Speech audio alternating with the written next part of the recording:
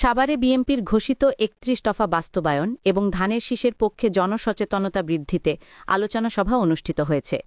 বিস্তারিত থাকছে সাভার থেকে খায়রুল ইসলামের প্রতিবেদনে। মঙ্গলবার বিকেলে সাভারের থানা রোড এলাকার টপ ক্লাস পার্টি সেন্টারে অনুষ্ঠিত এই সভায় প্রধান অতিথি ছিলেন ঢাকা জেলা বিএনপির সাবেক সাংগঠনিক সম্পাদক রাশেদুল আহসান রাশেদ। রাশেদ বলেন, বিএনপির ৩১ দফা জাতির মুক্তির সনদ, উন্নয়ন ও গণতন্ত্র ফিরিয়ে আনতে ধানের শীষের বিকল্প নেই।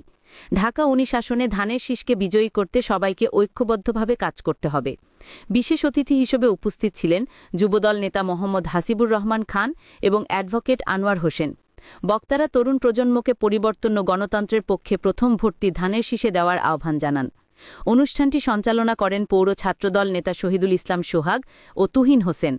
সভায় আরও উপস্থিত ছিলেন মোহাম্মদ সোবহান মিয়া, ইমদাদুল হক বাবু, রাকিব খণ্ডকার, আল শাহরিয়ার নাদিম, এইচ.এম. মাসুদ রানা, রবিউল আউয়াল, তারেক মোহাম্মদ শাহরিয়ার ইসলাম ড্রিম এবং সানোয়ার প্রামাণিক সহ বিএনপি ও অঙ্গ সংগঠনের নেতৃবৃন্দ। তরুণ প্রজন্মের প্রথম ভোট ধানের শীষের পক্ষে, এই প্রতিপাদ্য নিয়েই আলোচনা সভার সমাপ্তি ঘটে।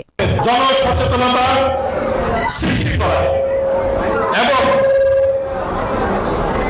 বিএনপির ভারপ্রাপ্ত চেয়ারম্যান জনাব তারেক রহমান ঘোষিত রাষ্ট্র কাঠামো মেরামতের ৩১ দফা বাস্তবায়ন করা।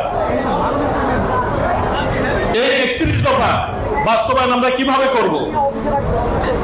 বাংলাদেশের জনগণ যদি বিএনপিকে আগামী ফেব্রুয়ারির নির্বাচনে, জাতীয় সংসদ নির্বাচনে ভোট দিয়ে বিজয়ী করে, তাহলে এই সংসদে গিয়ে এই ৩১ দফা বাস্তবায়ন বিএনপি বাংলাদেশের মানুষের জন্য করতে পারবে।